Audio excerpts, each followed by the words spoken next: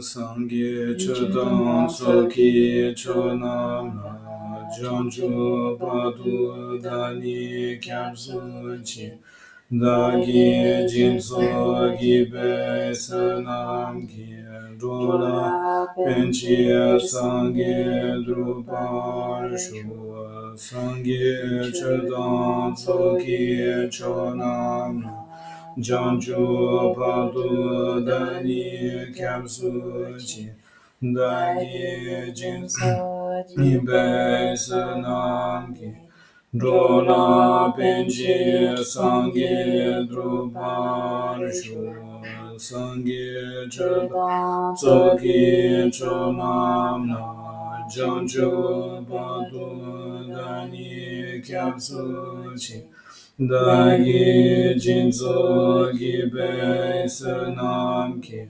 Dola Penchi Sangye Drupal Shua Simjin Tamche Dewa Dan Dewe Gyudan Dempar Gyuchi Dunge Dan Dunge Gyudan Delwar Gyuchi Dunger Mepe Dewa Dampatan Minder War Gyuchi Nyerien Chadam Derwe Tanyon Chempola Nepal Yuji Simjin Tamji Dewa Dan Dewe Gyudan Dempal Yuji Dunga Dan Dunga Gyudan Derwa Yuji Dunga Mepe Dewa Dampatan Minder War Yuji Nyerin Chadam Nidan Derwe Tanyam Chempola Nepal Yuji Simjin Tamji Dewa Dan Dewe Gyudan Dempal Yuji Dunga Dan Dunga Gyudan Derwa Yuji Dunga Mepe Dewa Dampatan Derwa Yuji Nyerin Chadam Nidan Derwe Tanyam Chempola Nepal Yuji Peden Sawe Lama Rinpoche Dagi Chiwa Peme Deshura Kadri Chempo Gune Jesude Kusu Tuki Ngadu Sedu.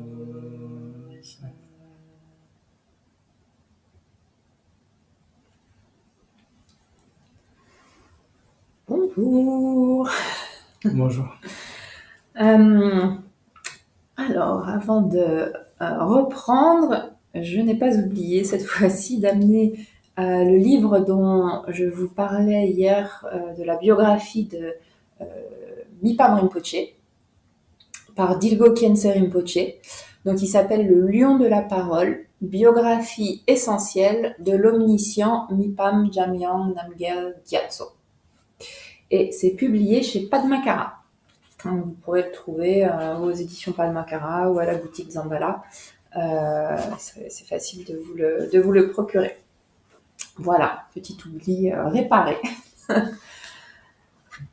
Alors, avant de poursuivre dans notre partage, on va peut-être juste récapituler un peu ce qu'on a vu hier.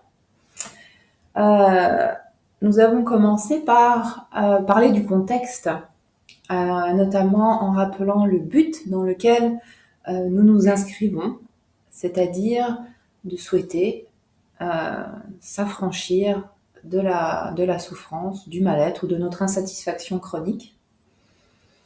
Et nous avons vu hier que Rinpoche nous rappelle les pièges dans lesquels nous pouvons facilement tomber,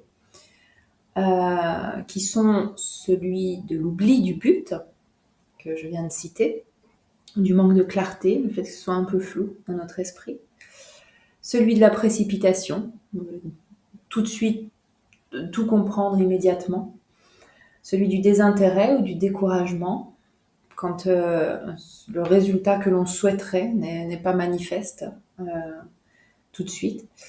Et enfin, le piège des amalgames ou des similarités, le fait de voir des similarités et de penser que c'est la même chose.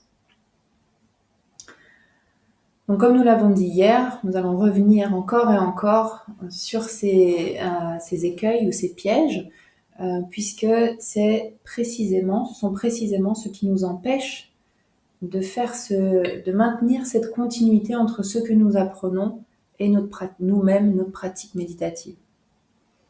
Hier, nous avons aussi vu l'authenticité de l'enseignement, c'est-à-dire le fait que ce texte de l'entrée sur la voie des Pandits n'est pas juste sorti de l'imaginaire ou de l'envie de quelqu'un, mais qu'il s'agit en fait d'une présentation de l'Abhidharma, donc étroitement relié aux enseignements authentiques du Bouddha, et que son auteur lui-même est quelqu'un de pas commun, si l'on pourrait dire. Donc ça, cet aspect de l'authenticité de cet enseignement au travers des sources et au travers de l'auteur a été abordé hier. Et puis, la structure du texte a aussi, Dragpa nous a présenté cette structure du texte qui se divise en 3 parties. Les 10 thèmes, qui sont les 10 premiers chapitres de l'entrée sur la voie des Pandits, les 4 sceaux et les 4 connaissances authentiques. Donc cette première partie, comme nous l'avons vu, est celle qui présente les 10 thèmes, comme Dragpa l'a expliqué hier, c'est-à-dire la connaissance, ou plutôt les connaissables, les phénomènes de la vastitude. En d'autres termes, notre réalité relative, la réalité avec laquelle nous interagissons à chaque instant. Alors entrons aujourd'hui un peu plus au cœur de ce thème, de ces thèmes, et puis voyons comment Mipam Rinpoche présente le connaissable. Je crois que tu as des choses à dire à ce sujet, Dragpa. Donc, bonjour à tous. Donc la question, le point que nous allons voir maintenant, c'est comment l'entrée dans la voie des Pandits présente le connaissable. La plupart d'entre vous, vous avez commencé à étudier l'entrée dans la voie des Pandits, et puis vous vous êtes retrouvé devant ce texte qui peut parfois paraître un peu sec, comme une succession de présentations de phénomènes, même des fois sans forcément de lien les uns avec les autres. Et c'est une succession comme cela qui dure un chapitre, 2 chapitres, 3 chapitres et même 10 chapitres. Et c'est difficile, en fait, quand on sait pas comment ça marche, c'est difficile d'entrer dedans. Et puis quand on comprend la mécanique, quand on comprend où l'auteur veut en venir, et comment ça marche, et comment jouer avec, comment débattre avec, et comment réfléchir à tout cela, c'est vraiment quelque chose qui devient passionnant, qui devient vraiment intéressant, et ça peut vraiment nous parler. Donc ici, comment Mipam Rinpoche s'y prend pour présenter tous ces phénomènes. On a vu que les 2 premiers chapitres, les 2 premières grandes parties de l'entrée dans la voie des Pandits, présentaient les phénomènes connaissables. Les connaissables de vastitude pour le premier chapitre et les connaissables de profondeur pour le second chapitre. Donc comment Mipam Rinpoche s'y prend-il pour les présenter? Il s'y prend et il les présente, il présente tous ces phénomènes à l'aide de définitions et à l'aide de définitions et de désignations. C'est-à-dire que chaque phénomène présenté a un nom et a une définition. Et là, Mipam Rinpoche, il fait pas ça au hasard. Il y a vraiment un intérêt à présenter les phénomènes ainsi. La première chose déjà, c'est qu'il s'appuie sur des définitions justes. Des définitions qui viennent du Bouddha, des définitions qui ont été débattues, qui ont fait l'objet de grands débats au sein des Pandita. Et donc, ici, Mipam présente les connaissables avec un nom et une définition. Et Khenpo Chodrak Je crois que c'est en 2011, ça doit pas être le 12 septembre, mais il nous dit qu'il y a vraiment une utilité à savoir, à connaître ces définitions. Parce que l'entrée dans la voie des pandits, elle nous offre ces définitions. Mais ensuite, ces définitions, c'est à nous de les apprendre et c'est à nous de les intégrer. Alors, quelle est l'utilité d'avoir des définitions selon Khenpo Chodrak? Selon Khenpo Chodrak, le fait d'avoir des définitions, ça permet d'ajouter de la certitude sur ce que l'on reconnaît. Ça permet d'améliorer notre reconnaissance des phénomènes. Si on ne connaît pas la définition du phénomène, c'est ce qui a été dit hier, si on ne connaît pas la définition des phénomènes, on ne pourra pas identifier le phénomène. Et du fait qu'on ne peut pas identifier le phénomène, ça laisse la place à des vues erronées, des interprétations erronées, des conclusions trop hâtives de s'élever. Et donc, ici, comme le dit Khenpo Chodrak, avoir des définitions, les apprendre, vraiment trouver le sens de ces définitions, ça permet ensuite de reconnaître les phénomènes quand ils se manifestent à nous. Et si on reconnaît les phénomènes qui se manifestent à nous, alors la méprise va être abandonnée. Ça, il dit cela. Et il ne dit pas que cela, il continue ensuite. Il dit ce qui est nécessaire également pour bien reconnaître les phénomènes, pour bien les identifier, ce n'est pas uniquement la définition, mais aussi il faut qu'il y ait comme des exemples. C'est-à-dire que ces exemples vont venir nous faire comprendre vraiment ce que l'on entend par la définition. Les exemples vont rajouter encore plus de certitude dans notre reconnaissance des phénomènes. Et c'est ce que nous amène à faire Mipa Rinpoche dans son traité de l'entrée dans la voie des pandits. Il nous présente les phénomènes, les uns après les autres. Il nous propose des définitions justes. Et sur la base de ces définitions justes, il donne des exemples. Et tout cela, ça nous donne un cadre de référence. Ça nous donne un point d'ancrage pour ce qui s'élève, pour ce qui se manifeste. Ça permet la reconnaissance de ce qui s'élève. Ici, donc, ça va nous permettre de reconnaître et d'identifier les phénomènes. Et cette identification ou reconnaissance des phénomènes, ça suit la théorie de la connaissance bouddhiste. C'est-à-dire que ces outils de nom, de définition et d'exemple, c'est pas venu comme ça au hasard. Ça suit la théorie de la connaissance. Khenpo Chodrak, ça suit la manière dont connaît notre esprit. C'est-à-dire que notre esprit, il fonctionne avec des désignations. Et sur ces désignations, l'esprit applique des images mentales d'objets. Si bien que la désignation et l'image mentale de l'objet sont liés l'un à l'autre. En effet, c'est ça le travail de l'esprit conceptuel. L'esprit conceptuel mélange les désignations et mélange les images mentales d'objets et on fait une seule et même chose. Si bien que quand on entend le nom d'un objet, on a l'image mentale de l'objet qui s'élève. Et quand on voit l'objet, tout de suite, il y a le nom de l'objet qui s'élève. Et ceci est dû au fait que l'esprit conceptuel a mélangé, fusionné ensemble, je ne sais pas si on peut dire fusionné, mais il a mélangé le nom, la désignation et la définition. Il les a mis ensemble. Alors, dans la théorie de la connaissance, comment ceci est expliqué? Ça va être un peu plus technique, avec des mots un peu plus techniques, mais c'est intéressant de passer par là. C'est intéressant de passer par là. En fait, là on a parlé de désignation, de définition et d'exemple. Eh bien, on va parler de la même chose, mais avec des termes un peu techniques. Voilà. Donc, restez bien devant vos écrans. Donc, dans la théorie de la connaissance, ce principe de reconnaissance des phénomènes, il prend appui donc sur trois choses. Tout d'abord, ce qu'on appelle je vais commencer par le dernier. C'est ce qui s'appelle le support de la définition. C'est-à-dire, c'est l'objet à définir, l'objet à reconnaître. C'est-à-dire que on a un objet, quelque chose qu'on va reconnaître. Et cet objet à reconnaître est appelé dans la théorie de la connaissance bouddhique le support de la définition. C'est-à-dire que cet objet va être reconnu parce que cet objet correspond à une certaine définition. Et du fait qu'il correspond à une certaine définition, il peut être appelé sous un certain nom.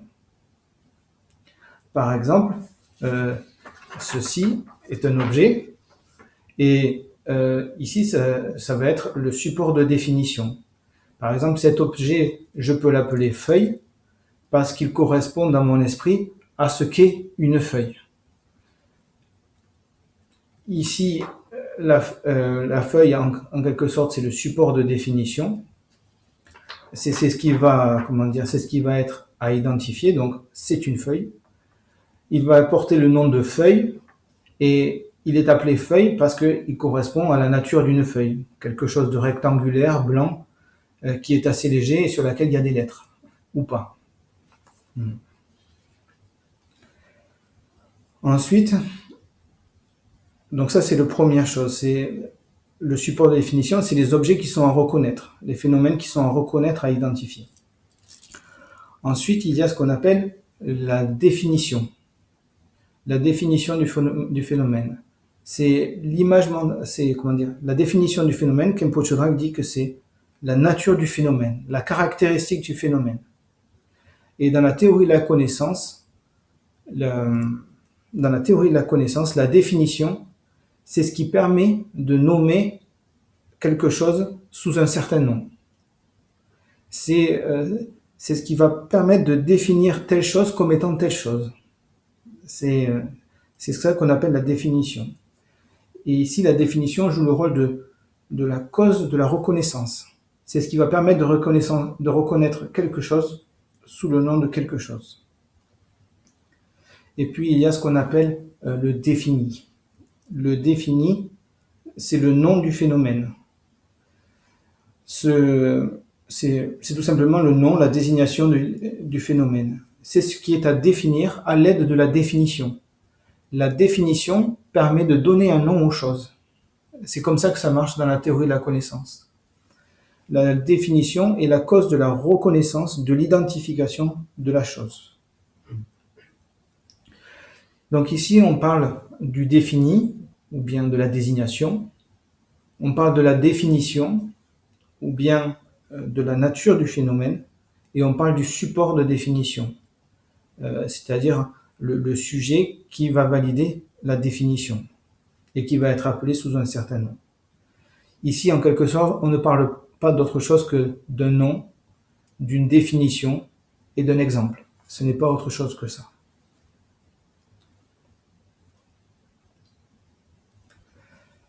Bref, ici, Mipa Rinpoche présente tous les connaissables avec un nom, avec des définitions et à l'aide d'exemples. Voyons l'importance d'avoir une définition juste. Par exemple, dans l'Abhidharma, il y a les 4 matières causales. Et parmi les 4 matières causales, il y a le feu, le dhatu feu. Et le dhatu feu a pour définition la chaleur. La chaleur, c'est quelque chose qui est perçu par le corps. Dans l'Abhidharma, c'est défini ainsi. Nous avons une certaine idée du feu. Pour nous, le feu, c'est tout cet ensemble rougeoyant, avec des formes un peu pointues, assez en mouvement, qui dégage de la chaleur et qui fait des sons de crépitement. Il y a le son du crépitement du feu. Donc, maintenant, j'ai une question à vous poser. Est-ce que cette flamme qui est imaginez qu'il y a un feu devant vous, ou allumez le feu de votre gazinière, et imaginez, vous voyez la flamme bleu-orange. Est-ce que ça, d'après l'Abhidharma, c'est le feu? Est-ce que ça peut être appelé feu? Et la réponse est, eh bien non. Ce qu'on appelle le feu, c'est la chaleur du feu. L'aspect orange-bleu, tout ça, c'est du visible. Le feu, ça relève de la tangibilité. c'est perçu par le corps. Donc, les couleurs bleues et oranges du feu, ce n'est pas le feu. Est-ce que c'est le son du feu, le crépitement du feu? Non plus. Le crépitement du feu est perçu par l'oreille, et tandis que le feu, tel que c'est défini dans l'Abhidharma Kosha, c'est perçu par la chaleur. Ce qu'on appelle le feu dans l'Abhidharma, c'est juste la chaleur qui se dégage du feu. C'est uniquement ça.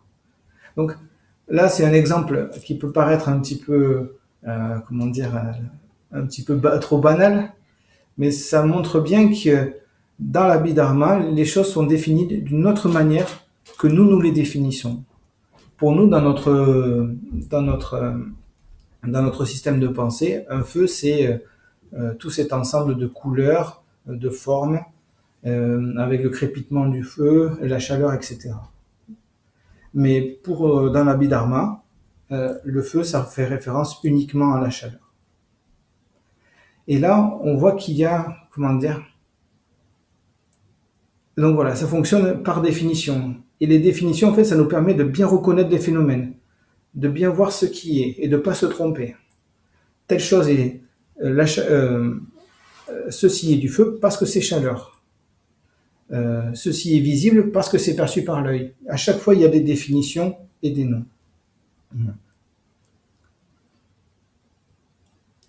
Et le problème, et là, ça en est l'illustration, c'est que des fois, il y a des risques d'amalgame. Dans les différentes traditions culturelles, dans les différentes traditions spirituelles, dans les différentes sociétés, on utilise souvent les mêmes mots. Le mot feu, le mot esprit, le mot connaissance, le mot matière, etc. Mais suivant les traditions culturelles, suivant les traditions spirituelles, eh bien ces mots-là ne font pas référence à la même chose. Et là peut jaillir de la confusion. Il peut y avoir des amalgames qui peuvent être faits, comme l'a souligné Audrey. Le problème, c'est que suivant notre tradition spirituelle, suivant les différentes traditions spirituelles, suivant les différentes traditions culturelles, etc., suivant également notre propre parcours de vie, nous apposons certaines images mentales sur les noms. Et ce n'est pas forcément comme cela que le nom est défini dans le bouddhisme. Donc des fois, il peut y avoir comme ça des amalgames. On croit qu'une chose est comme ceci, alors que dans le bouddhisme, dans l'Abhidharma, c'est défini d'une manière différente. Et donc, comme l'a souligné Audrey hier, c'est important de se référer à des bonnes références. Khenpo Chodrak cite deux exemples pour expliquer cela. Le premier exemple qu'il cite, c'est le mot Loknath. C'est un terme sanskrit qui veut dire protecteur du monde. Chez les hindouistes, Loknath, ça fait référence à Shiva. Tandis que chez les bouddhistes, Loknath, ça fait référence à Chenrezi. Donc ici, on voit qu'on a une désignation, mais on a deux définitions possibles selon la tradition spirituelle dans laquelle on se trouve. Donc Loknath, le nom Loknath, ça fait référence à Shiva chez les hindouistes et Chenrezi chez les bouddhistes. Et ça a un sens totalement différent. Pour les hindouistes, Loknath, c'est Shiva, un principe permanent, créateur des mondes, inconditionné, etc. Tandis que chez les bouddhistes, Loknath fait référence à Chenrezi, l'union de la vacuité et de la compassion. Donc on voit que sous le terme Loknath, il y a deux définitions qui sont totalement différentes. Et c'est ce que veut souligner ici Khenpo Chodrak, c'est que on peut avoir un nom, mais ce nom, on peut l'interpréter de façon différente. Khenpo Chodrak cite également un deuxième exemple par rapport à la déité qui réside sur le mont Kailash. Parfois, cette déité est appelée le grand effrayant. Eh bien, chez les hindous, ça pourrait faire référence à Shiva encore, mais chez les hindouistes, chez les bouddhistes, ça fait référence à Chakrasamvara, Kurlodemchok. Donc là, pareil, on a un même nom, mais défini de deux manières différentes, selon le contexte spirituel dans lequel on se trouve. Et donc ici, ce qui se passe, c'est qu'il y a un risque d'amalgame. Il est possible que nous interprétons certains termes selon notre propre expérience ou selon notre propre courant spirituel ou culturel dans lequel on se trouve. En conclusion, ici, le plus important, c'est que Mipam Rinpoche présente les connaissables à travers des définitions, et ces définitions justes, vont nous aider à reconnaître les phénomènes. Et si nous parvenons à reconnaître les phénomènes, eh bien les vues erronées, qui sont vectrices de nombreuses souffrances, vont être abandonnées. C'est pour cela que l'entrée dans la voie des pandits est une succession, une énumération de phénomènes avec des noms et des définitions. Voilà, et c'est grâce à ces définitions justes qu'on pourra reconnaître et identifier ceux qui s'élèvent de manière juste.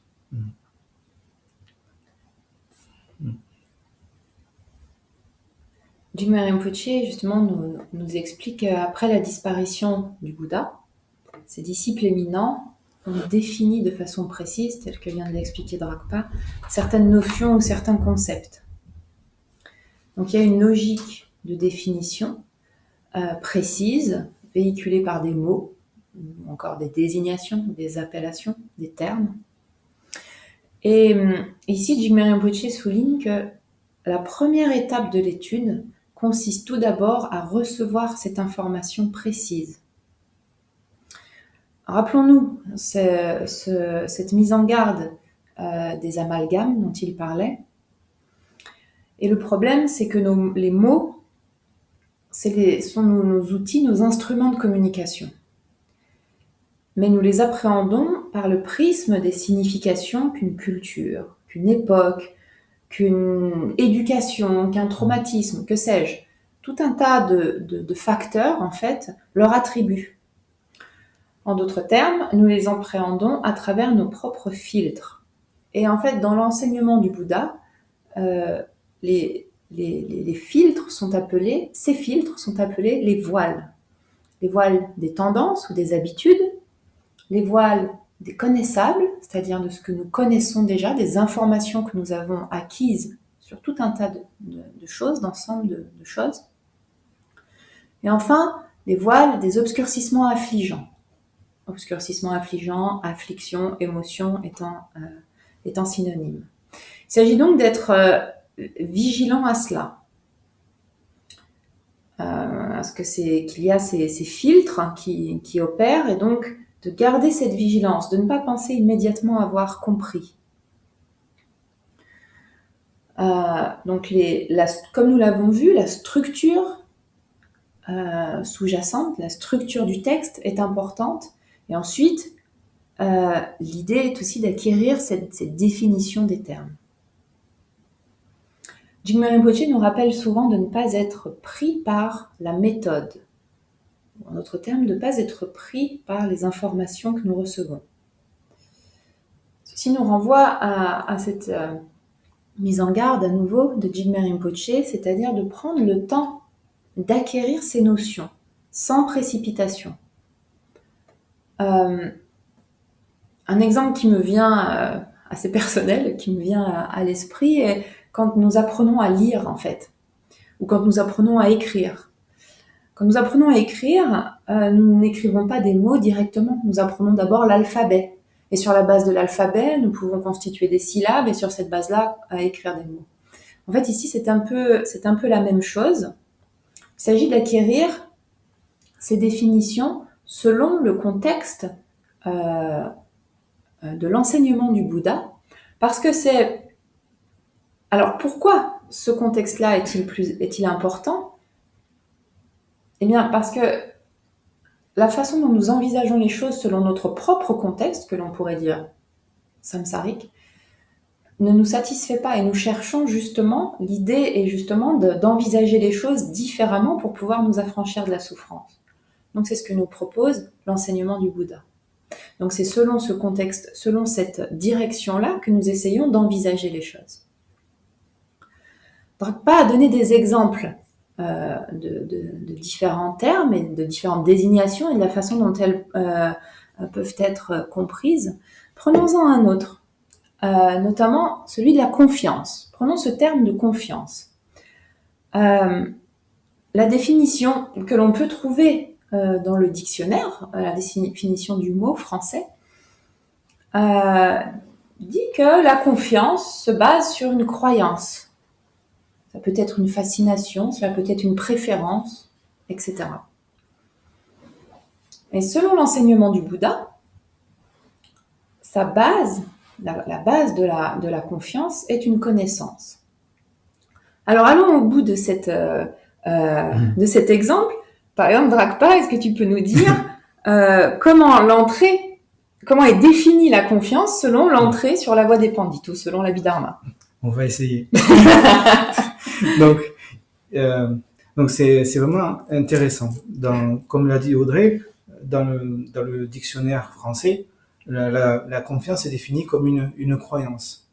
Mais dans le contexte de l'Abhidharma, dans le contexte de cette description des phénomènes, eh bien, comment la confiance est-elle décrite? Comment la confiance est-elle présentée? Déjà, la confiance, c'est un événement mental. Elle fait partie du 4e agrégat, l'agrégat des formations. L'agrégat des formations est double. Il y a les formations similaires ou associées par similarité à l'esprit et les formations non similaires, non associées par similarité à l'esprit.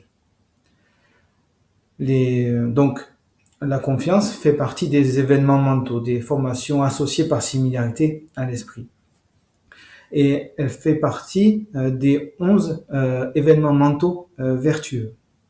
Donc déjà, la confiance dans l'Abhidharma, c'est quelque chose qui est vertueux, qui est supposé donner un résultat favorable.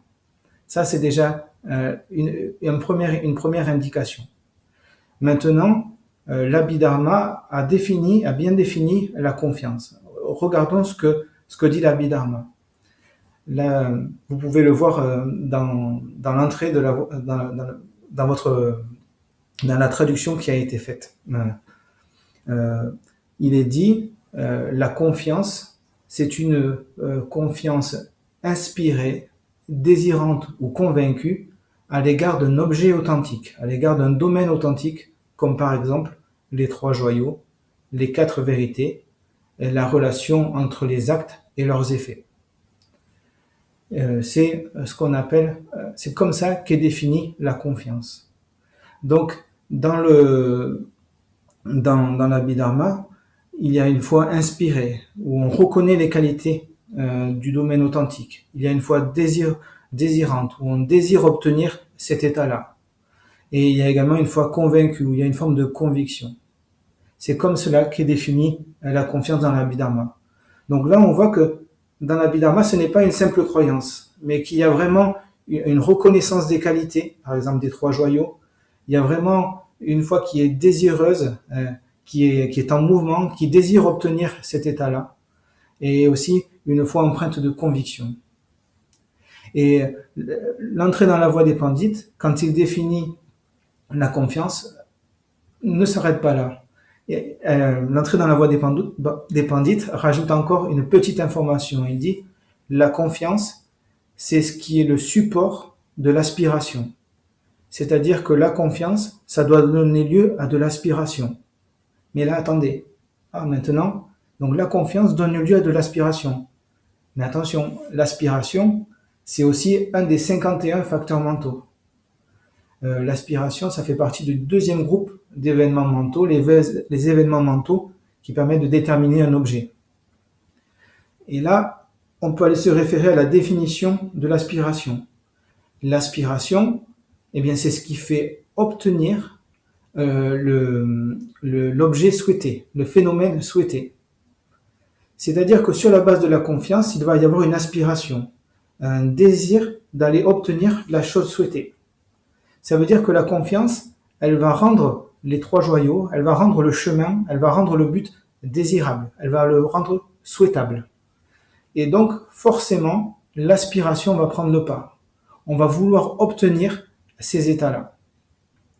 Mais là aussi, l'entrée dans la voie des pandits ne s'arrête pas là. Quand il décrit, euh, quand, quand ça décrit l'aspiration, il dit l'aspiration, ça va être le support de l'énergie, de l'effort enthousiaste, de la persévérance. C'est-à-dire que la confiance va engendrer de l'aspiration va engendrer de l'effort enthousiaste. Et l'effort enthousiaste, pareil, c'est un des 51 événements mentaux. Il est présent parmi les 11 activités mentales vertueuses. Et c'est l'intérêt, l'inspiration pour les actes vertueux. C'est sur la base donc de la confiance que se développe l'aspiration, et sur la base de l'aspiration que se développe cet effort enthousiaste qui souhaite pratiquer la vertu. Donc, on voit que dans l'Abhidharma, tout prend, le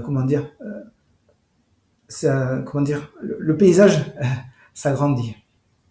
On voit que c'est bien plus vaste qu'une simple croyance. Et donc là, on voit qu'il y a une relation de cause à effet entre la confiance, l'aspiration et l'effort enthousiaste. Et par exemple, nous, ça nous permet de reconnaître là où nous en sommes. Par exemple, si en ce moment nous n'avons pas trop d'efforts enthousiastes, c'est peut-être alors que nous n'avons pas d'aspiration. Et si nous n'avons pas d'aspiration, c'est peut-être qu'au niveau de la confiance, il y a quelque chose qui pêche. Et peut-être on devrait plus se revenir aux quatre pensées, aux qualités des trois joyaux, etc. Cette manière de nourrir la confiance. Voilà. L'Abhidharma donne comme une cartographie des phénomènes.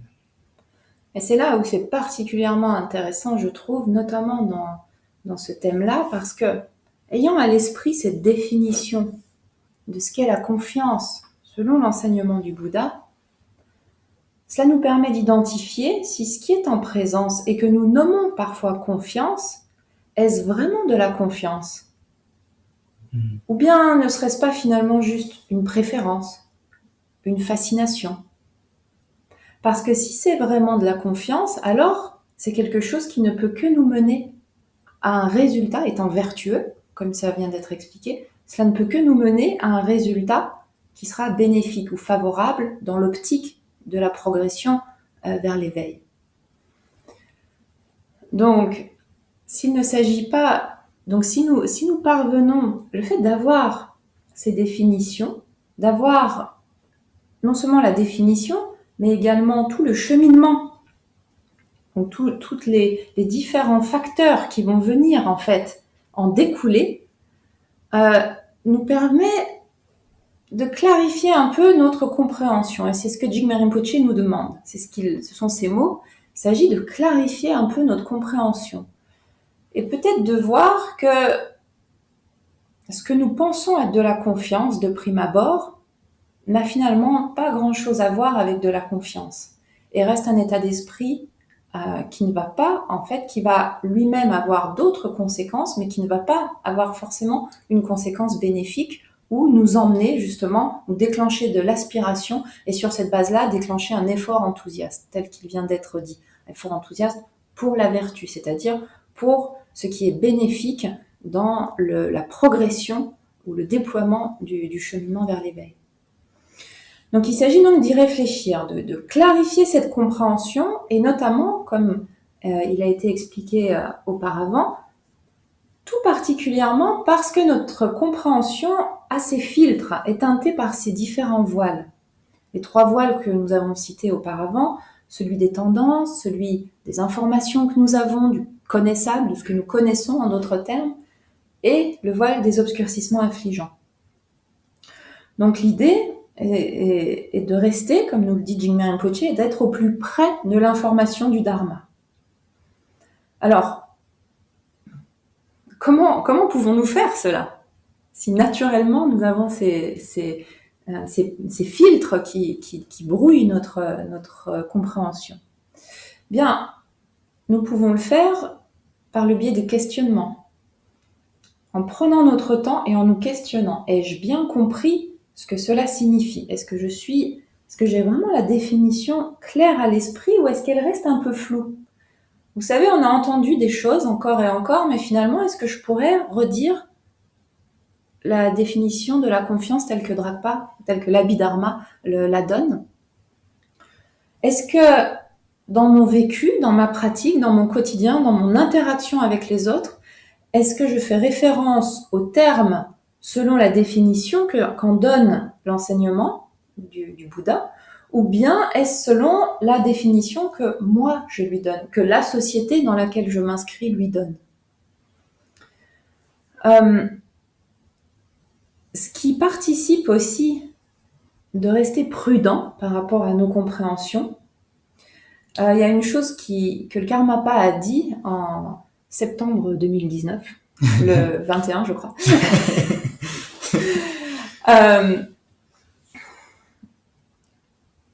Il a dit la chose suivante, et ce sont ces mots.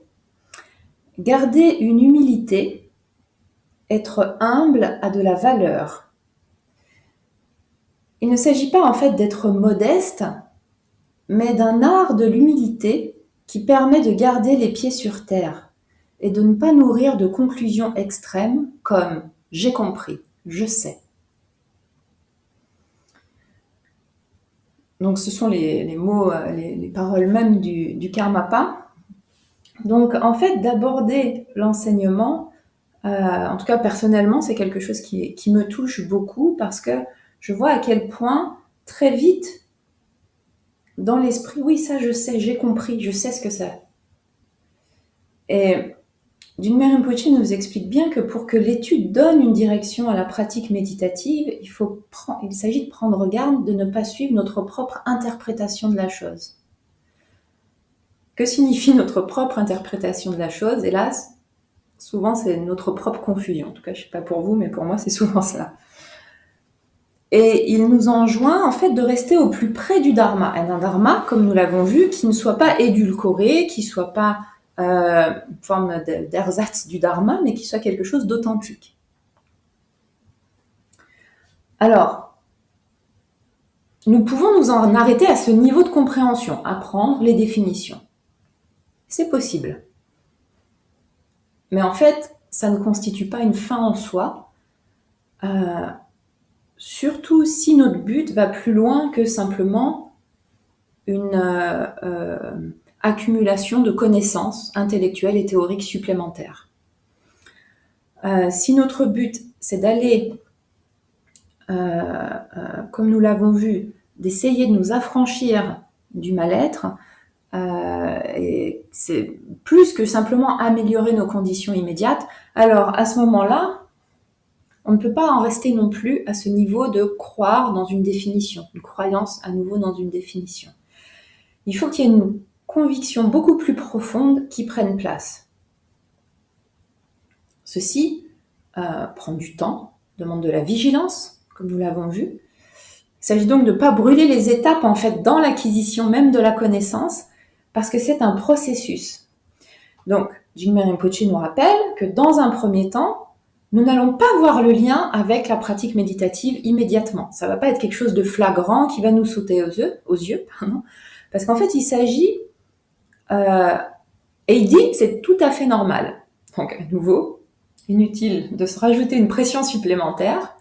Il y a une phase d'apprentissage, et cette phase d'apprentissage est nécessaire, et on ne va pas tout de suite voir les choses.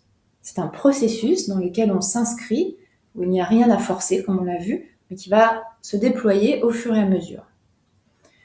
Savoir cela, se le rappeler, nous permet de ne pas tomber dans cet écueil dont Jigme Rinpoche nous parlait, du découragement ou du désintérêt, parce qu'on a l'impression qu'il n'y a pas de résultat. On ne voit pas, ou on essaye d'appliquer les choses de façon un peu trop forcée ou maladroite. Toujours en septembre 2019, Karmapa nous disait que, bien sûr qu'il est possible de perdre l'enthousiasme du début. Mais ceci, il explique que ça ne veut pas dire qu'on cède alors à la confusion. C'est là où il y a une différence. Et c'est un peu le danger de notre époque moderne où tout est à portée de clic. Et que d'être trop orienté sur un résultat. Et si le résultat n'est pas obtenu, eh bien cela est vécu et vu comme un échec. Alors qu'en fait, Jigme Rinpoche prend à nouveau cette analogie parlante pour illustrer ce processus de l'apprentissage et de ces différentes phases par lesquelles il faut passer. Il compare ce processus au travail d'un archéologue. Et il nous dit qu'un archéologue va passer du temps avec son pinceau à épousseter sur le terrain la poussière, travail fastidieux, personnellement que je trouverais assez ennuyeux. Mais en faisant cela, en fait, il ne peut pas s'économiser ce travail-là, parce que c'est en faisant cela, avec soin, qu'il va peut-être parvenir à découvrir quelque chose, un ossement, un vestige ou autre.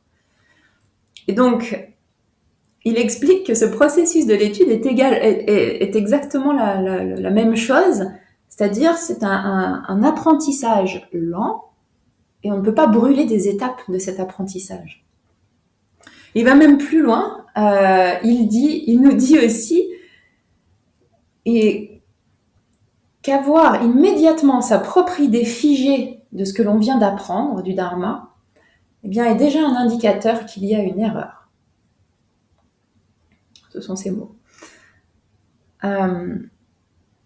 Continuons donc peut-être notre cheminement dans ces définitions qui nous permet d'établir une référence commune. Et avec donc cette première explication du connaissable qui vient d'être donnée, voyons maintenant comment l'entrée sur la voie des pandits le classifie. Donc, on a vu que Mipa Rinpoche donc présentait les connaissables à travers des noms et des définitions. Il utilisait des définitions et des définitions justes pour connaître les phénomènes. Ces définitions, comme le disait Khenpo Chodrak, ça nous amène à une reconnaissance de ces phénomènes. Ça va nous aider à reconnaître ces phénomènes. Donc, quelque part là, Mipa Rinpoche nous offre toutes ces définitions. Et les définitions, ça a une utilité, mais également ce qui est nécessaire, c'est de classifier un petit peu toute cette multitude des phénomènes. Et Mipa Rinpoche c'est ce qu'il présente. Il présente une cartographie des phénomènes et il la présente dans 2 chapitres. Il y a 2 extraits de 2 chapitres qui permettent de classifier ces phénomènes. C'est une classification qui est souvent utilisée aussi en Inde et dans les différents Shedras. Donc comment Mipa Rinpoche classifie tous ces connaissables? Parce qu'on a certes les définitions, mais également c'est bien d'avoir une genre de cartographie d'ensemble, de voir où ces phénomènes se trouvent au sein de la multitude des phénomènes. Donc, à la fin du chapitre 3, à la fin du 3e thème, de l'explication du 3e thème, le chapitre sur les 12 ayatanas, il y a toute une partie sur le regroupement des phénomènes. Et il dit, Mipa Rinpoche, Khenpo Chodrak le commente ainsi aussi, il dit « Les phénomènes connaissables peuvent être divisés en 2. » C'est-à-dire qu'en haut, on a les phénomènes connaissables, et ces phénomènes connaissables, ils peuvent être divisés en 2. Il y a les phénomènes connaissables conditionnés et inconditionnés. C'est-à-dire qu'à partir du moment où un phénomène est connaissable, il est soit conditionné, soit inconditionné. Et là, pareil, ça fonctionne par définition. Quelle est la définition d'un phénomène conditionné? Un phénomène conditionné, eh bien dans l'entrée dans la voie des pandits, c'est un phénomène qui naît de cause et de condition. Et un phénomène inconditionné, c'est un phénomène qui ne naît pas de cause et de condition. Donc parmi les connaissables, il y a des phénomènes qui naissent de cause et de condition. À ce moment-là, ils sont classés dans le conditionné. Et il y a des phénomènes qui ne naissent pas de cause et de condition. Et à ce moment-là, ils sont classés dans l'inconditionné. Petite remarque supplémentaire. Vous voyez, donc les connaissables, c'est les phénomènes. Et donc les phénomènes, ils sont soit conditionnés, soit inconditionnés. Ici, dans la catégorie des phénomènes conditionnés, en fait, qui dit conditionné dit impermanent. tout phénomène conditionné est impermanent. C'est-à-dire que dans la catégorie des phénomènes conditionnés, on trouvera les phénomènes impermanents, parce que tout phénomène conditionné est impermanent. Et les phénomènes conditionnés, ce n'est pas autre chose que les 5 agrégats. Les 5 agrégats vont être inclus dans ces phénomènes conditionnés. Prenons un exemple. Par exemple, la table. La table, c'est un phénomène connaissable, parce que c'est l'objet d'une connaissance. Par exemple, c'est l'objet de ma conscience visuelle. Donc c'est un phénomène connaissable. Si la table est un phénomène connaissable, ça veut dire qu'il est soit conditionné, soit inconditionné. Comme la table n'est de cause et de condition, eh bien la table fait partie du conditionné. Et comme elle est conditionnée, elle est forcément impermanente. Et comme elle est conditionnée, la table fait forcément partie des 5 agrégats. Par exemple, ça va se situer dans l'agrégat de la forme ou de la matière. Donc voilà un exemple de classification des phénomènes. Mais Mipam Rinpoche ne s'arrête pas là. Mipam Rinpoche ne s'arrête pas là. Donc on voit que les connaissables sont divisibles en 2, conditionnés et inconditionnés. Mais Mipam Rinpoche, s'appuyant sur les paroles des Pandita, dit également que le conditionné peut être divisé en 3 sous-groupes.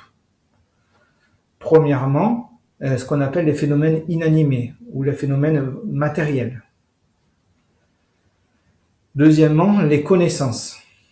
Et troisièmement, les formations non similaires ou non associées par similarité. C'est-à-dire qu'à partir du moment où un phénomène est conditionné, il est soit matière, il est soit connaissance, soit formation non similaire. Et là, pareil, Mipam ne s'arrête pas là et il donne des définitions. Pour qu'on puisse appeler un phénomène matière, il faut qu'il satisfasse une certaine définition. Pour qu'on puisse l'appeler connaissance, il faut qu'il satisfasse une certaine définition. Et pareil, pour qu'on puisse l'appeler une formation non similaire. Quelle est la définition de la matière?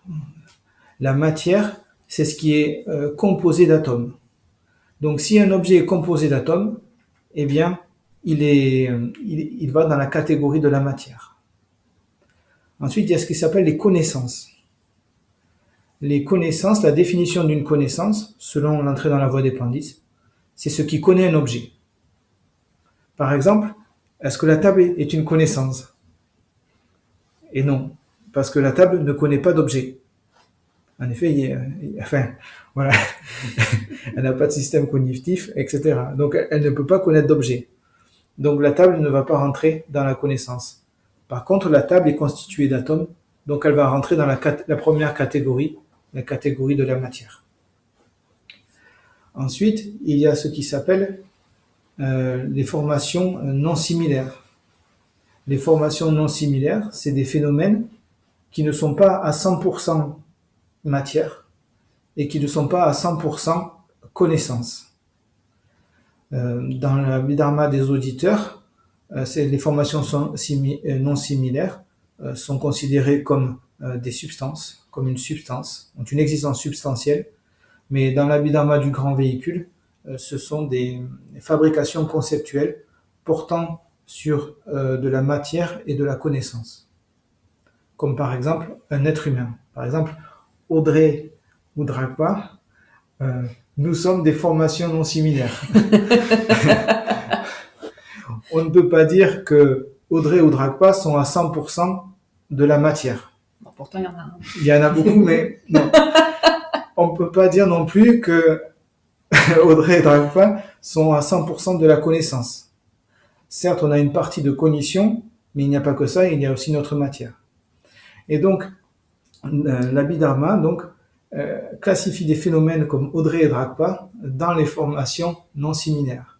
Ce sont des phénomènes qui ne peuvent pas rentrer dans de la matière parce qu'ils ne sont pas à 100% matière.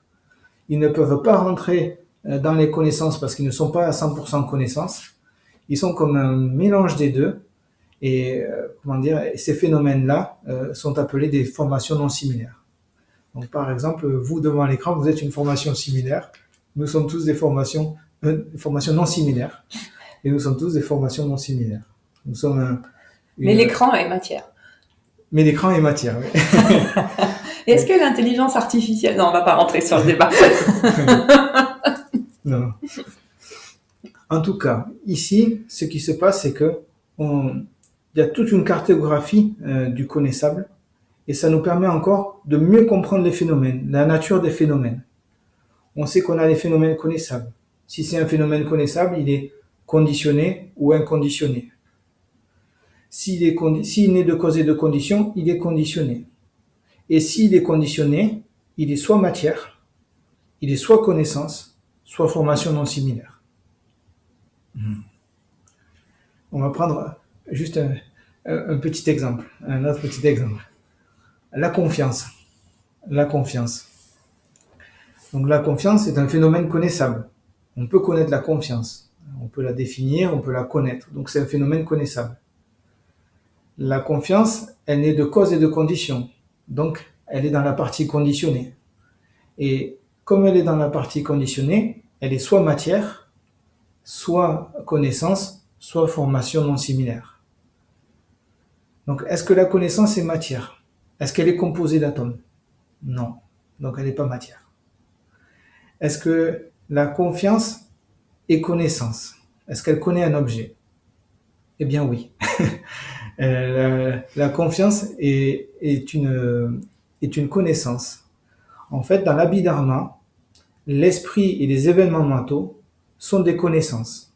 Dans l'Abhidharma, tout ce qui constitue l'esprit et les événements mentaux sont des cognitions, des connaissances, parce qu'ils connaissent un objet. L'esprit connaît la généralité de l'objet et les événements mentaux connaissent la particularité de l'objet. Ce sont des connaissances. Donc la confiance est une connaissance. Donc voilà, c'était un exemple de la classification des phénomènes connaissables et ça a une utilité, ça va nous permettre de bien classifier les phénomènes et de connaître leur nature, ce qu'ils sont. Donc ici, depuis hier, nous parlons de phénomènes connaissables. Et donc, quel est l'intérêt de connaître ces phénomènes connaissables? Mipa Rinpoche, dans son introduction, il dit que celui qui désire connaître le connaissable doit s'exercer au ditem. C'est-à-dire que la personne doit en avoir le désir de connaître ces phénomènes connaissables, doit en avoir le besoin. Donc, pourquoi désirerait-on connaître le connaissable? Pourquoi aurait-on besoin de connaître le connaissable? Et à cette question, Audrey va tenter de nous répondre. Pas tout à fait moi toute seule.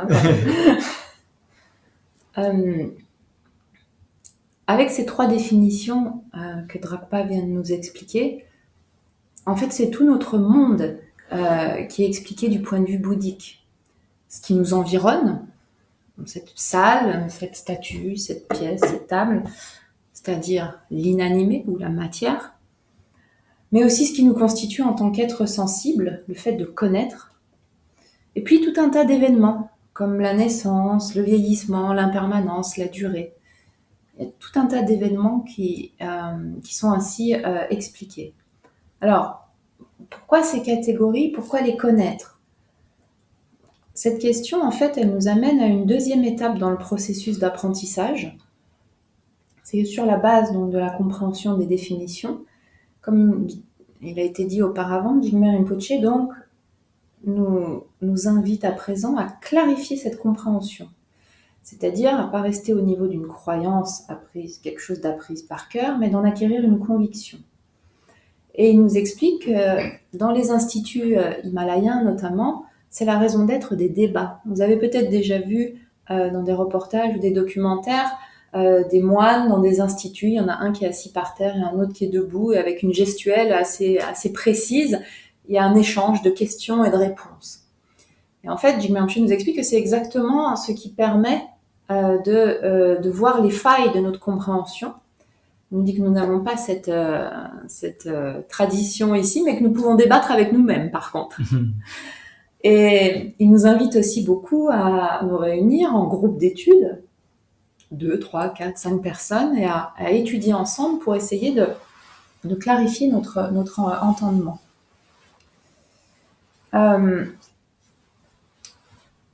Donc là, cette première introduction finalement à ce qui compose notre réalité, en quelque sorte, n'est-elle pas déjà interpellante ou un peu déroutante? Est-ce que nous avons déjà envisagé notre réalité sous cet angle, tel que l'Abhidharma le présente? Ce type de présentation ne vient-il pas déjà créer un peu d'espace pour que nous envisagions les choses différemment de notre habitude? L'idée est d'essayer de regarder cela. À vrai dire, d'ailleurs, est-ce que nous sommes vraiment conscients de la façon dont nous envisageons les choses? Et si nous en sommes conscients, est-ce que nous la remettons en question comme étant peut-être une des causes qui nous amène finalement à générer de l'insatisfaction de laquelle nous souhaitons sortir? Donc ici, Jigme Rinpoche nous invite à mener une réflexion sur ce que nous sommes, ce qui nous environne, à questionner finalement ce qui ne nous questionne pas. Est-ce qu'on se questionne vraiment sur le temps ou la durée, sur la naissance, le vieillissement? Est-ce que ce sont des choses que nous essayons de définir? Et ceci, bien sûr, en utilisant la référence de l'enseignement. Donc il insiste sur la vigilance à avoir au cours de ce processus pour ne pas faire des concepts de l'enseignement des concepts ordinaires. C'est-à-dire, ce qu'il nous dit là, c'est que, en d'autres termes, de ne pas faire des amalgames, de ne pas prendre ce que nous dit l'enseignement pour quelque chose que nous connaissons par ailleurs, mais d'essayer vraiment de commencer à réfléchir un peu plus personnellement. Donc cette phase de réflexion, d'introspection ou encore d'aller-retour finalement entre soi-même et la référence de l'enseignement, il nous dit que ça permet de prévenir le danger, de construire une nouvelle élaboration mentale, c'est-à-dire de bâtir une illusion supplémentaire sur celle qui est déjà la nôtre. Donc ça, ce sont ces mots. Donc prendre garde par le biais d'un questionnement personnel, en fait, d'une appropriation personnelle des définitions que nous aurons apprises, donc prendre garde de ne pas finalement tomber dans quelque chose que l'on va se créer en plus de la confusion qui nous caractérise déjà. Alors, ceci est possible, comme il nous l'a dit auparavant, si nous gardons le but à l'esprit, c'est-à-dire si nous savons pourquoi nous faisons cela, clairement, si nous ne nous précipitons pas, nous prenons le temps nécessaire à l'acquisition, non seulement à l'acquisition des définitions, à l'acquisition de la logique, de la compréhension, et si nous nous appliquons à cet exercice. Si cela reste juste quelque chose que l'on entend et que nous n'appliquons pas à nous-mêmes, rien ne va pouvoir vraiment opérer en fait. Et enfin, si nous ne faisons pas d'amalgame avec les notions du monde, les notions que l'on connaît. Donc Rinpoche insiste sur le fait qu'il faut non seulement connaître les points précis, mais qu'il faut aussi les garder à l'esprit. Et il explique que le problème, c'est que nous n'avons pas les points de référence, par exemple, ce qui vient d'être expliqué auparavant, les définitions telles que l'Abhidharma les donne, ou bien si nous les avons entendues, le problème c'est que nous les oublions ou que nous les mélangeons finalement avec d'autres informations que nous avons pu acquérir par ailleurs.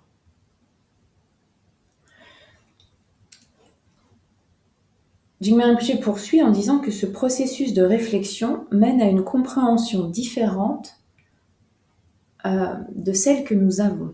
C'est-à-dire qu'en gardant ces références à l'esprit, nous sommes moins soumis à la confusion. C'est-à-dire que nous sommes moins soumis à notre façon un peu brouillonne, un peu vague, floue ou confuse, qui n'identifie pas les choses précisément.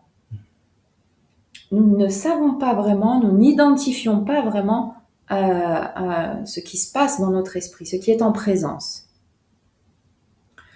Alors justement, entrons à présent peut-être un peu plus au cœur de ce à quoi nous nous identifions en tant qu'être humain, être sensible.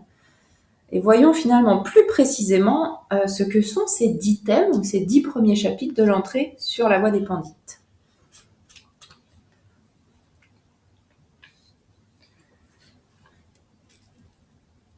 Comme l'a dit Jimmy Rinpoche, comme vient de le dire Audrey, elle dit que si on ne garde pas ces références à l'esprit, on va être comme soumis à la confusion. On va avoir, c'est-à-dire, comme elle disait, à une façon brouillonne, emmêlée, vague, floue, qui n'identifie pas les choses précisément.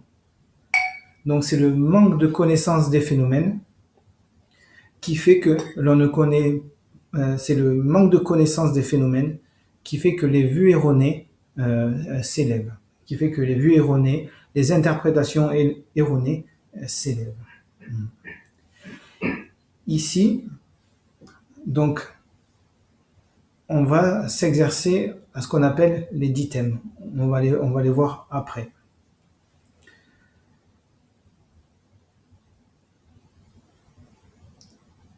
Et s'exercer aux 10 thèmes, c'est ne pas faire autre chose que connaître les 10 thèmes, que connaître les phénomènes appartenant aux 10 thèmes. Ici, les phénomènes, ils sont ce qu'ils sont. Mais le problème, c'est qu'ils vont être le support de vues erronées. C'est-à-dire que sur la base des phénomènes, on va, du fait qu'on ne les connaisse pas bien, eh bien, des vues erronées vont être superposées sur ces phénomènes-là. Et donc, déterminer les 10 thèmes, connaître les phénomènes appartenant aux 10 thèmes, eh bien, ça va remédier aux vues erronées. Khenpo Chodrak cite un sutra du Bouddha Shakyamuni. Il dit que le bodhisattva qui souhaite remédier aux 10 vues sur le soi doit s'exercer aux 10 thèmes dont il faut être pandit. C'est-à-dire que sur la base de ces phénomènes connaissables, que nous ne connaissons pas bien, du fait que nous ne les connaissons pas bien, il va y avoir 10 vues erronées qui vont s'élever. Et ces 10 vues erronées, on dit que c'est 10 vues erronées portant sur le soi. Et étudier les 10 thèmes, ça va venir remédier à ces 10 vues erronées. On va les voir ensuite. Khenpo Chodrak, en 2010 et en 2011, explique à deux occasions. À deux occasions, il redit la même chose. Il dit la même chose. Il dit que ces 10 vues d'un soi que l'on doit abandonner à travers l'étude des 10 thèmes, c'est les 10 raisons de se penser soi. C'est les 10 raisons, les 10 arguments que l'on se donne à soi-même pour se penser soi. Il dit la chose suivante, il dit « La croyance en un soi prend appui sur 10 raisons. Par exemple, je suis moi parce que je suis un tout unique et indivisible. Je suis moi parce que je suis l'auteur de mes actions. Je suis moi parce que c'est moi qui expérimente les choses, c'est moi qui comprends les choses. Je suis moi parce que c'est moi qui fabrique les choses, qui crée les choses. Je suis moi parce que c'est moi qui gouverne. Je suis moi parce que c'est moi qui est un peu, qui gouverne, parce que je suis permanent, parce que c'est moi qui crée le samsara et c'est moi qui crée le nirvana. Je suis moi parce que je suis un pratiquant, parce que je pratique. Et je suis moi parce qu'au début, j'étais pas libéré et qu'ensuite, je le serai. Il y a donc 10 raisons, 10 arguments de se penser comme soi. Je suis moi parce que une certaine raison. Donc Khenpo Chodrak dit qu'il y a 10 raisons de se penser comme un soi. Et donc, on se pense comme un soi. On dit j'existe ou je suis un soi parce que je suis un tout unique indivisible, parce que je suis l'auteur de mes actions, etc.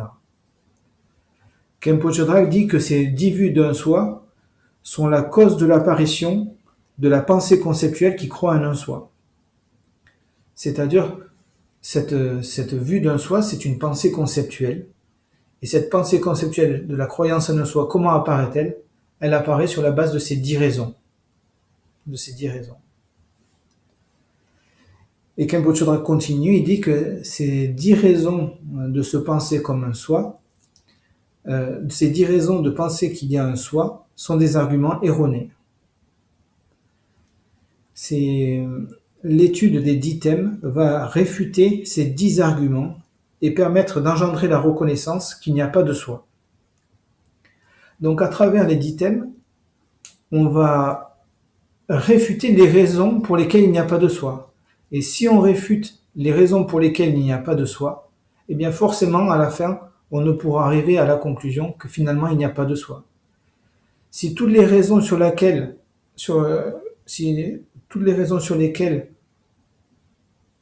on justifié l'existence d'un soi sont invalidées, alors à la fin on ne pourra plus croire à l'existence d'un soi. Et c'est ce que dit Khenpo Chodrak Rinpoche ici.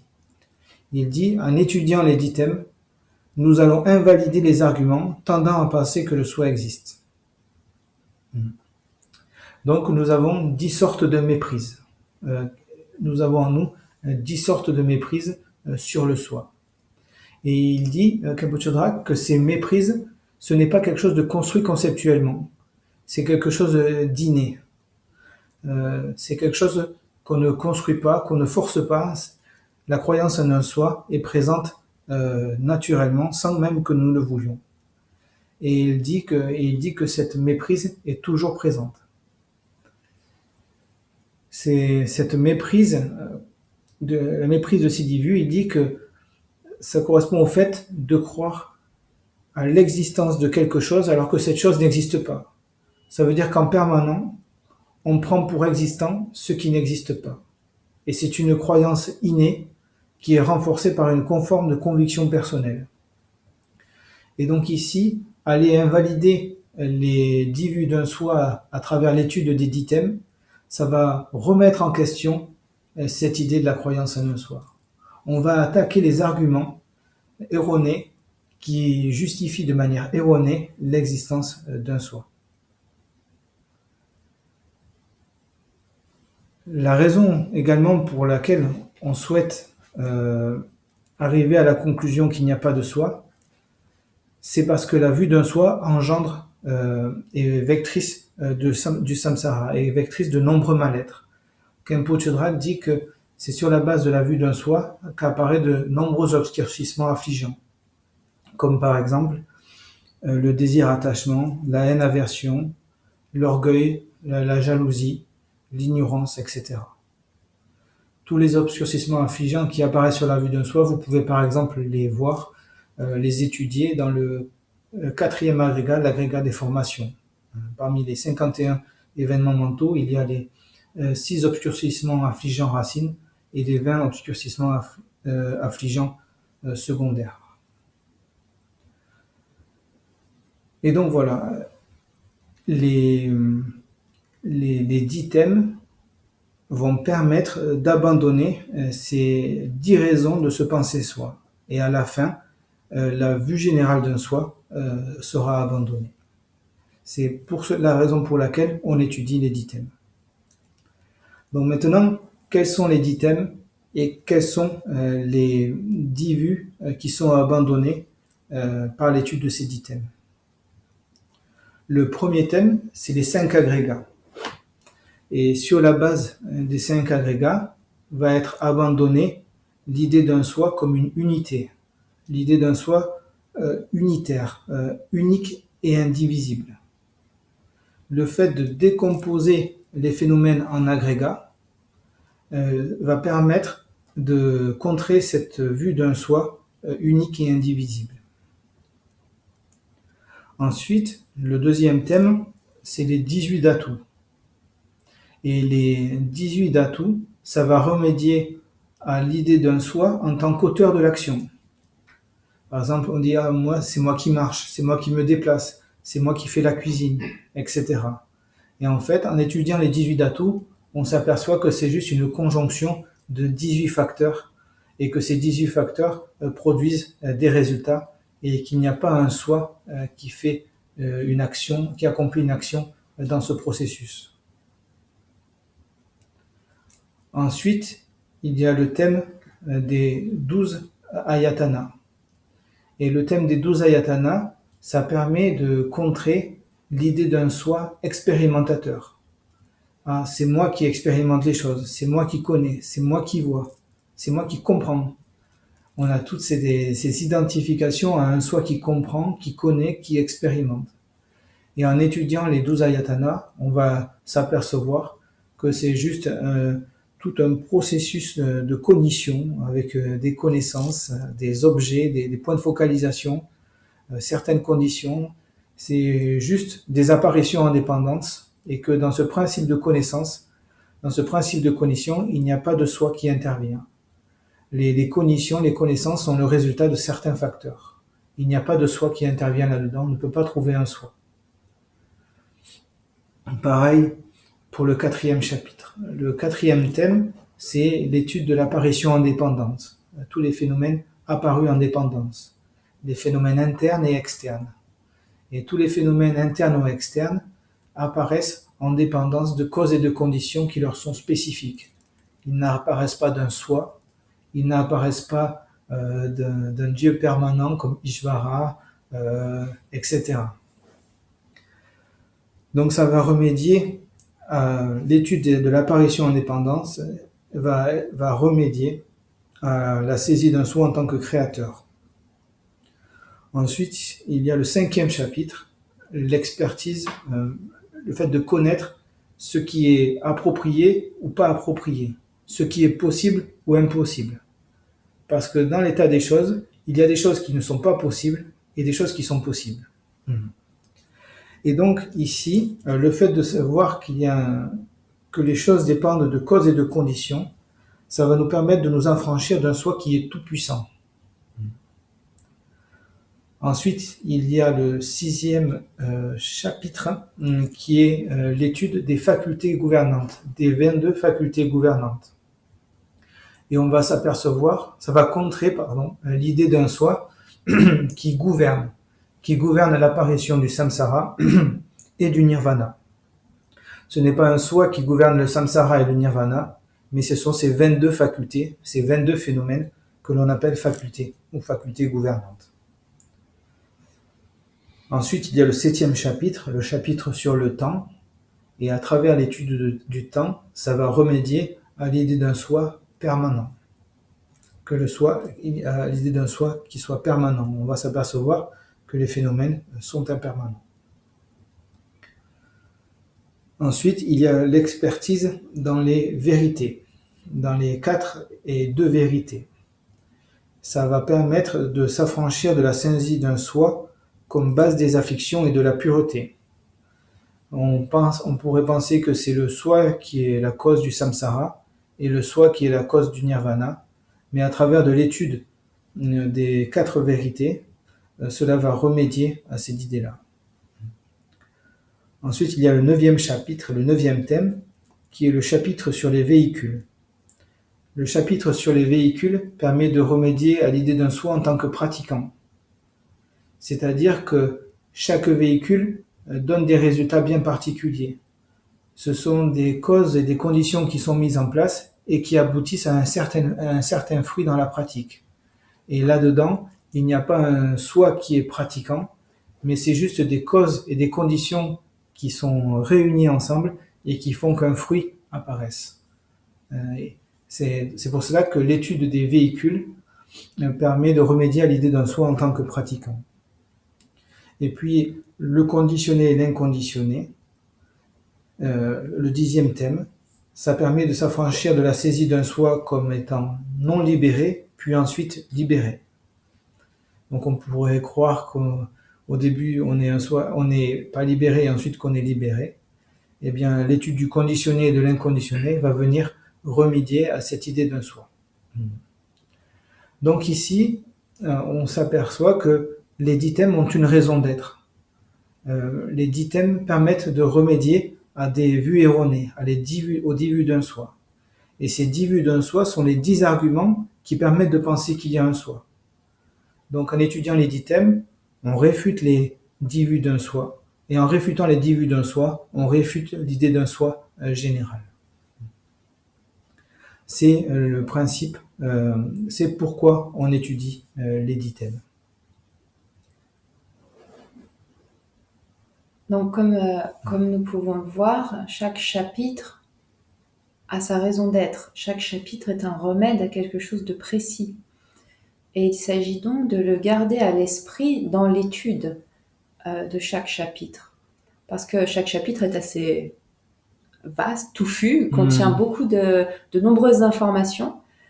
Et donc parfois, nous sommes pris, par exemple, dans le premier chapitre, celui des agrégats, nous pouvons facilement être pris dans les explications en perdant le point de visée de ce chapitre.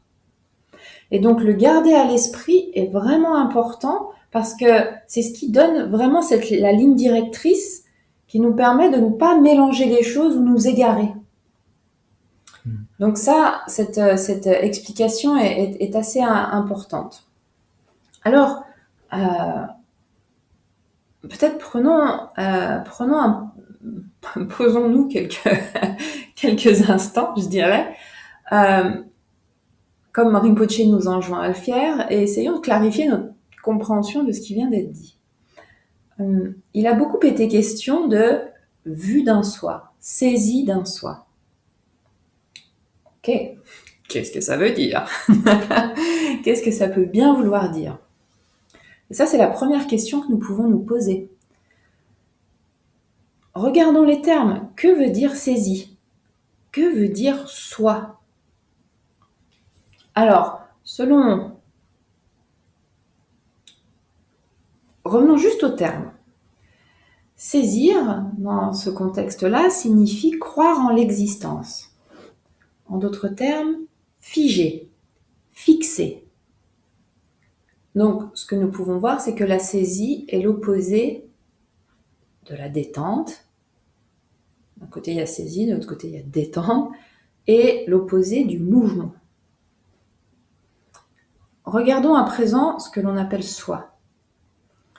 Le soi fait référence à une croyance intime, à un sentiment diffus que nous pouvons appeler identité, ou auquel en tout cas nous nous identifions. C'est-à-dire que nous croyons que cela nous définit ou nous compose réellement et nous nous y identifions de façon très tenace en fait. Mais sans pour autant pouvoir définir ce que c'est précisément. C'est un peu paradoxal. C'est-à-dire que nous pensons être ceci ou cela, mais sans vraiment savoir ce que ceci ou cela est vraiment. Donc la vue ou la saisie d'un soi fait donc référence à la croyance que nous avons une identité qui serait solide, qui serait indépendante et qui serait distincte des autres. En d'autres termes, qui serait moi, je. Donc, en rentrant un peu plus dans les détails de ces 10 thèmes, finalement, que faisons-nous? Nous entrons un peu plus profondément en contact avec ce que nous sommes et nos croyances. Donc, il ne s'agit pas en fait d'un objet théorique ou d'un objet de connaissance intellectuelle uniquement. En fait, ça fait référence à nous-mêmes, à ce que nous croyons, à notre façon d'envisager les choses. Et Jigme Rinpoche ici nous rappelle qu'il ne s'agit pas de se méprendre. Il nous dit, il ne s'agit pas de détruire le soi. Il s'agit de comprendre, d'identifier et de savoir comment opère cette saisie ou cette croyance. Alors, pourquoi comprendre comment opère cette saisie ou cette croyance? Et Jigme Rinpoche nous explique que la comprendre, déjà essayer de l'aborder, va déjà permettre que cette saisie, cette fixité, cette rigidité que nous pouvons avoir, va commencer à se détendre naturellement. En d'autres termes, en fait, mener cette réflexion, mener cette étude, va attaquer cette croyance qui est solidement enracinée en nous selon 10 angles. Comme elle est assez costaud, assez solidement fixée en nous, en fait, on va l'attaquer par différents angles d'approche pour à chaque fois la contrer. Alors, pourquoi comprendre ce fonctionnement est nécessaire pour la pratique méditative? Parce qu'en fait, parce que la pratique méditative part de là, parce que comme nous le disions, il s'agit de rien d'autre que de nous-mêmes. Et la pratique méditative part de nous-mêmes, de ce que nous sommes, et agit précisément sur cela. Donc il n'y a rien de magique, il n'y a rien de mystique. Il s'agit en fait avant tout de commencer par acquérir une lucidité sur ce que nous sommes, ce qui nous environne. C'est en quelque sorte assez logique parce que si nous ne savons pas ce que nous sommes et si nous ne savons pas les causes de cet état d'être actuel, alors comment pouvoir nous en affranchir? C'est pas possible. En fait, nous travaillons avec ce que nous sommes ici et maintenant, avec nos douleurs, nos angoisses, nos joies, peu importe ce que c'est, mais avec ce que nous sommes tel que c'est défini par l'enseignement du Bouddha.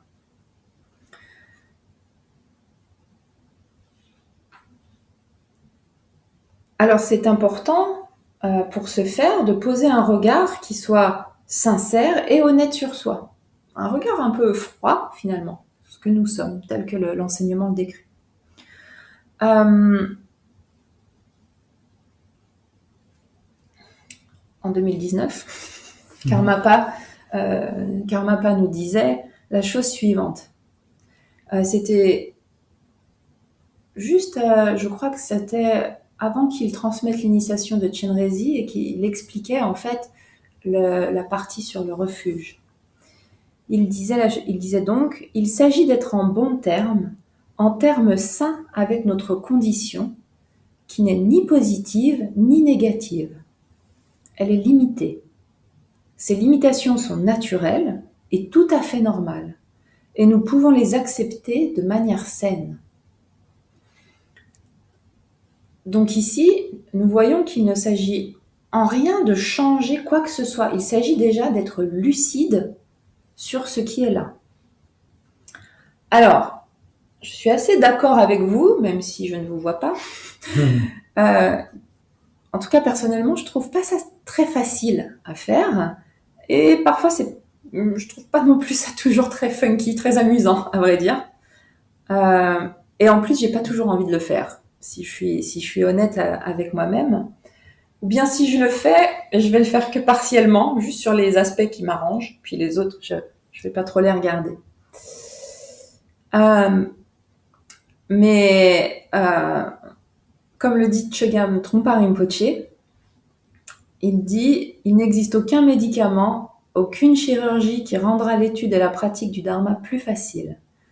C'est difficile, mais une fois que vous réalisez que c'est difficile, cela devient facile. » Bon, de quoi nourrir quelques réflexions pour la fin de votre après-midi et de la nôtre. Et nous nous retrouvons demain. Bonne fin de journée.